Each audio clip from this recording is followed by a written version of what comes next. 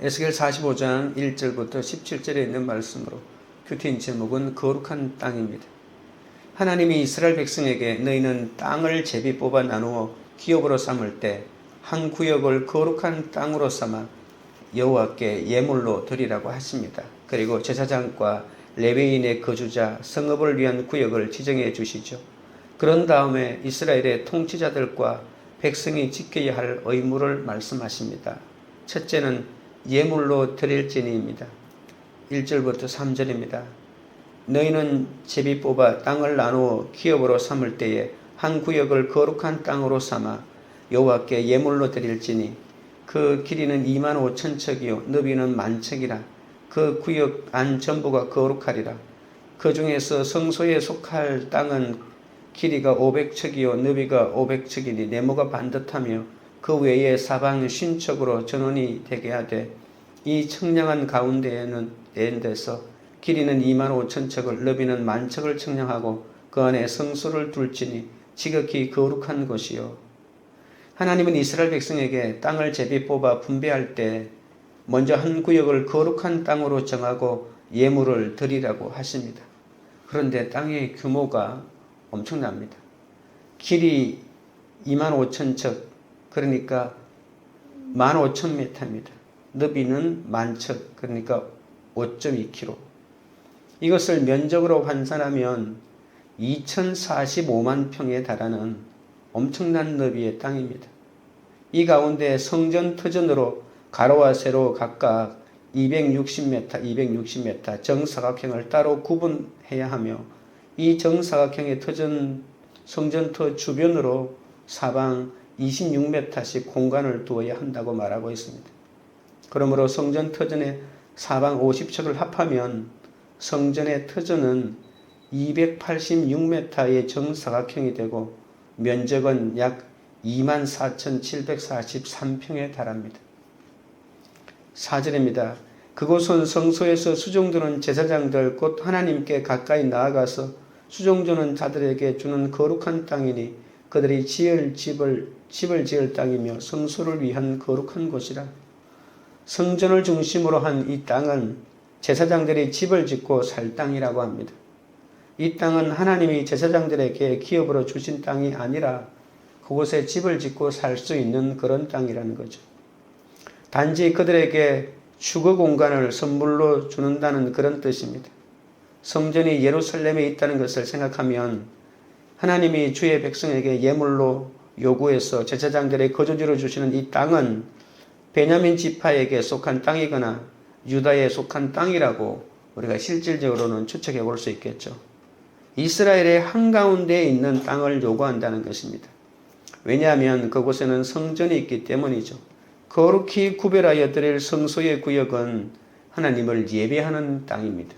하나님은 추가로 제사장의 땅과 같은 규모인 길이 13,000m, 너비 5,200m, 이 땅을 따로 구분해서 성전에서 일하는 레위 사람들의 주거지로 삼도록 하라고 말씀하십니다. 이 공간에 마을을 20개 세우라고 말합니다. 레위 사람들이 사는 구역 옆에 일반인들을 살게 하라고 하십니다. 그렇다면 일반인들의 거할 땅의 너비는 약 1,022만 평 정도가 되니 엄청난 너비라고 볼 수가 있겠죠.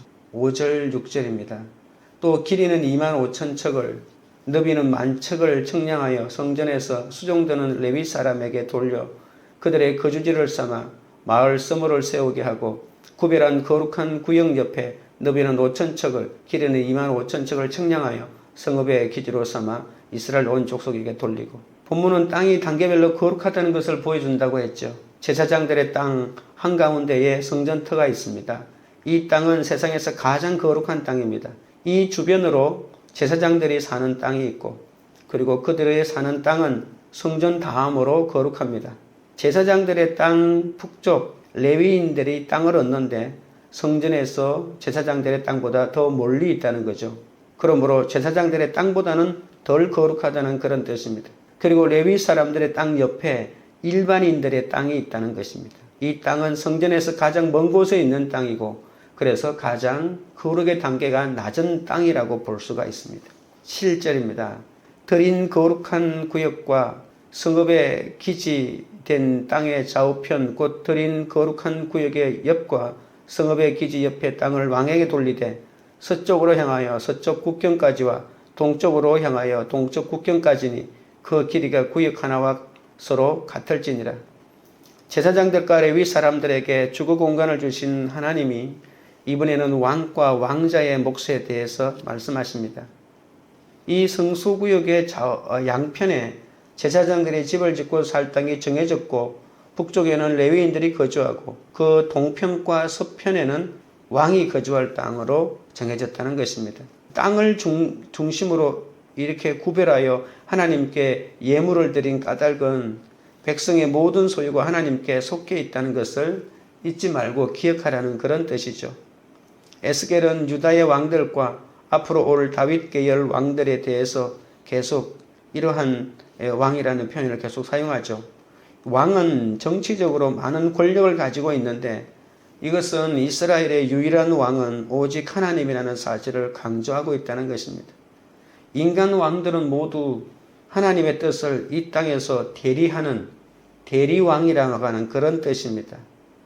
이스라엘의 왕 여호와의 지배와 지도를 받아야 하는 인간 지도자들이 이 땅에서 대신 하나님의 뜻을 펼치는 그런 사람이 바로 왕이란 뜻이죠.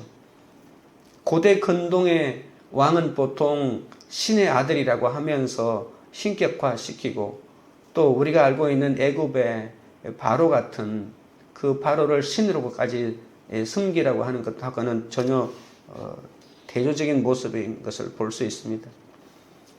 왕의 땅은 레위 사람들과 제사장들과 일반인들이 받은 땅의 동편과 서편에 있습니다. 그렇다면 왕이 차지할 땅의 한 면 길이는 25,000척으로서 제사장들의 10,000척과 레위인들의 10,000척, 일반인들의 5,000척보다는 훨씬 더 넓다는 것을 알 수 있겠죠. 에스겔이 지속적으로 이 정사각형을 사용한 것으로 보아서 왕은 동쪽과 서쪽에 각각 한 면이 25,000척인 이 15km에 달하는 땅을 받고 있다고 볼 수가 있습니다.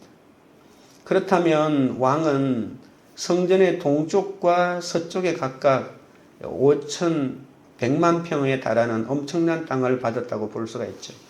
이 두 개를 합치면 왕이 차지한 땅은 1억 평이나 되니까 어마어마한 땅이라고 볼 수가 있습니다. 1억 평은 가로 30km, 세로 30km, 그 안에 있는 전부 땅을 합친 그 정도의 넓이입니다. 하나님이 왕에게 성전과 성전 사역자들의 땅 양옆으로 땅을 주시는 것은 왕은 이 사람들과 성전을 보호할 뿐만이 아니라 성전을 중심으로 살아야 할 의무가 있다는 것을 말한다는 것이죠. 그러니까 왕의 의무는 이제 한 나라를 다스리는 데 의미가 있는 것이 아니고 성전의 예배를 돕는 그리고 예배를 드릴 수 있는 성전을 지키는 그런 역할이라고 볼 수가 있죠. 그래서 왕의 땅은 서쪽으로는 서쪽 국경까지고 동쪽으로는 동쪽 국경까지인데 아마도 필요하다면 지중해나 또는 동쪽으로는 요단강까지라고 생각할 수 있습니다. 8절입니다. 이 땅을 왕에게 돌려 이스라엘 가운데 기업으로 삼게 하면 나의 왕들이 다시는 내 백성을 압제하지 아니하리라. 그 나머지 땅은 이스라엘 족속에게 그 지파대로 줄지니라. 하나님이 왕에게 이 땅을 주시는 이유는 왕들이 이 땅에 만족하여 다시는 백성들을 압제하지 않도록 하기 위해서라는 거죠. 참 어떻게 보면 씁쓸한 그런 표현이라고 볼 수가 있습니다. 내가 너희들에게 1억 평의 땅을 줄 테니까 이제 백성들의 땅을 탐내지 말고 그들의 땅을 빼앗지 말라고 이렇게 한 것이죠. 왕들이 백성의 땅을 빼앗았나? 이스라엘 역사에 보면 많이 빼앗았죠. 이스라엘 역사에서 왕들이 권력을 휘둘러 백성들에게 땅을 빼앗는 일이 자주 있었습니다. 우리가 잘 알고 있는 열왕기상 21장에 나오는 아합이 나봇의 포도밭을 빼앗은 일이 바로 좋은 예가 되잖아요. 이스라엘의 왕을 세워달라고 때를 쓸 때 이 선지자 사무엘은 분명히 사무엘상 8장 14절에 이런 말을 했습니다. 왕이 너희들의 땅을 빼앗을 것이라고. 그리고 나머지 땅은 이스라엘 여러 지파에게 주라고 하십니다. 성소를 중심으로 제사장과 레위인 그리고 왕과 백성의 거처가 정해진 것은 그들의 모든 삶의 중심에 하나님이 계셔야 함을 나타내고, 그리고 그 중심에 바로 성전이 있는 것이죠. 성도의 마음과 삶의 중심에 이 하나님이 거할 때 참 평강을 누릴 수가 있습니다. 적용 질문 드립니다. 지금 내 마음의 중심에는 무엇이 있습니까? 하나님의 말씀입니까? 내 생각과 욕망입니까? 둘째는 정의와 공의입니다. 9절입니다. 주 여호와께서 이같이 말씀하셨느니라. 이스라엘의 통치자들아 너희에게 만족하니라. 너희는 포악과 겁탈을 제거하여 버리고 정의와 공의를 행하여 내 백성에게 속여 빼앗는 것을 그칠지니라. 주 여호와의 말씀이니라. 이 9절에 있는 말씀은 8절에 있는 말씀을 조금 더 부연 설명하고 있습니다. 하나님은 이스라엘의 통치자들에게 포악과 겁탈을 버리고 정의와 공의를 행하라고 명령하시죠. 하나님은 정의와 공의를 행하라고 그들에게 땅을 주셨다고 합니다. 과거 왕들은 백성에게 불의한 방법으로 세금을 거두어들였는데 그들처럼 속여서 빼앗는 행위를 이제는 하지 말라고 하는 겁니다. 율법은 이스라엘 사회가 정해진 규격의 거울과 저울과 무게를 사용하기를 요구합니다. 그런데 세월이 지나면서 상인들은 다른 저울과 무게로 사람들을 속이기 일쑤였고 선지자들은 이럴 때마다 하나님의 분노를 쏟아냈습니다. 상인들이라면 이 저울과 무게를 속이는 것이 가장 쉽게 돈을 버는 방법이긴 하지만 물건을 구입하는 자들은 속고 많은 값을 치러야 하니까 이것보다 억울한 일은 없습니다. 10절부터 12절을 보겠습니다. 너희는 공정한 저울과 공정한 에바와 공정한 밧을 쓸지니 에바와 밧은 그 용량을 동일하게 하되 호멜의 용량을 따라 밧은 10분의 1 호멜을 담게 하고 에바도 10분의 1 호멜을 담게 할 것이며 세겔은 20계란이 20세겔과 25세겔과 15세겔로 너희 만회가 되게 하라. 하나님은 저울과 에바와 밧의 공정한 도량형의 사용을 제시합니다. 이 새로 형성될 공동체에서는 더는 이렇게 저울을 속이는 일은 없도록 하라고 하나님이 규격을 제시한 것이죠. 왕이 백성에게 예물을 거둘 때 사용하는 저울과 그가 하나님께 예물을 드릴 때 사용하는 저울을 달리 쓸 수 있기 때문에 통일하라고 이렇게 하는 것입니다. 예를 들면 우리가 만약에 쌀을 팔거나 또는 쌀을 구입할 때 이 쌀 장사하는 사람이 내가 다른 사람의 쌀을 구입할 때는 그 되를 크게 만들고 그래서 몇 대 안 되게 만들고 또 내가 다른 사람에게 팔 때는 이 되를 좀 더 작게 만들어 가지고 조금만 돼도 여러 대가 나오게 만드는 이런 것을 속여 가지고 자기에게 이익을 만드는 것이라고 보시면 되겠죠. 한 밧은 10분의 1 호멜이고 에바도 10분의 1 호멜이라고 말하고 있습니다. 호멜이라고 하는 이 단위는 조금 애매한 단위이기도 합니다. 나귀 한 마리가 질 수 있는 무게를 한 호멜이가 하기 때문에 오늘날 관점에서는 정확한 기준이 아니어서 한 호멜은 나귀 한 마리가 얼마만큼의 무게를 지지? 그래서 대략 한 108kg에서 108에서 162kg이라고 하면 많이 하면 쌀 두 가마니 정도를 내 무게구나 이렇게 짐작하시면 됩니다. 밧은 액체인 술과 기름의 단위에 사용하고 에바는 고체인 이 곡식의 단위를 잴 때 기준으로 사용하는데 거의 같은 거지만 그렇게 다릅니다. 그래서 분량으로 계산하면 이 에바가 더 많은 양이라고 볼 수가 있죠. 그리고 세겔은 20게라라고 말하고 있고 또 마네라고 하는 말도 표현을 쓰고 있죠. 60세켈인데 20, 25, 15 이렇게 표현하고 있습니다. 이 마네라고 하는 말은 우리가 다니엘서에 나오는 메네메네 데겔 우바르신이라고 하는 글자가 손이 나와서 벽에 글을 썼다고 하잖아요. 이 메네라고 하는 말은 이 마네라고 하는 것입니다. 이 도량형 이 무게를 다는 이 마네가 나와가지고 임금을 내가 저울에 달았는데 분량이 모자랐다 이런 뜻이라고 하잖아요. 그래서 마네라고 하는 말도 이 무게를 다는 하나의 도량형 60세켈이라고 하는 도량형으로 썼다라고 기억하시면 됩니다. 한 세겔은 11.5g입니다. 그래서 1계란은 20분의 1이니까 0.575g이니까 굉장히 적은 단위라고 볼 수가 있겠죠. 이 적은 단위를 하는 이 계라라고 하는 이것까지도 정확하게 계수하라고 이렇게 하나님이 말씀하고 있는 것이죠. 마네는 통상적으로 50세켈인 575g이고 에스겔은 이 마네를 60세켈인 690g으로 이렇게 규정하고 있습니다. 이스라엘은 20세겔과 25세겔과 15세겔을 달하는 추를 사용하라고 지시합니다.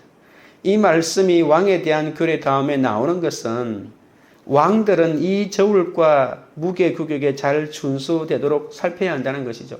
어떻게 보면 왕이 좀 기분 나쁠 것입니다.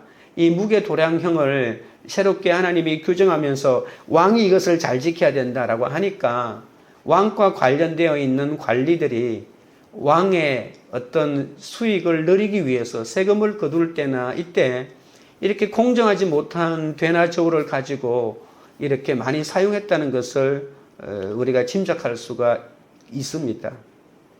왕은 하나님이 정해주신 기준에 따라서 정의와 공의를 행해야 합니다. 이 거룩한 말씀의 저울을 기준으로서 우리도 내 삶 속에서 이 하나님의 정의와 공의를 실천하는 삶을 살아야 할 것입니다. 적용 질문 드립니다. 내 생활 속에서 말씀의 저울로 간음하며 정의와 공의를 행해야 할 일은 무엇입니까? 셋째는 정한 규례대로입니다. 13절부터 15절입니다.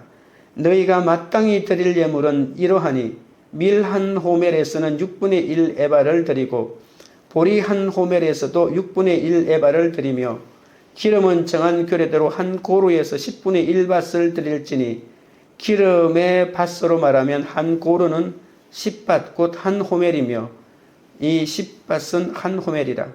또 이스라엘의 윤택한 초장의 가축대 200마리에서는 어린 양 한 마리를 드릴 것이라. 백성을 속죄하기 위하여 이것들을 소제와 번제와 감사제물로 삼을지니라. 주 여호와의 말씀이니라. 에스겔은 백성들에게 수확한 밀의 6분의 1과 보리의 6분의 1과 기름의 100분의 1과 가축의 200분의 1을 드리라고 말씀합니다.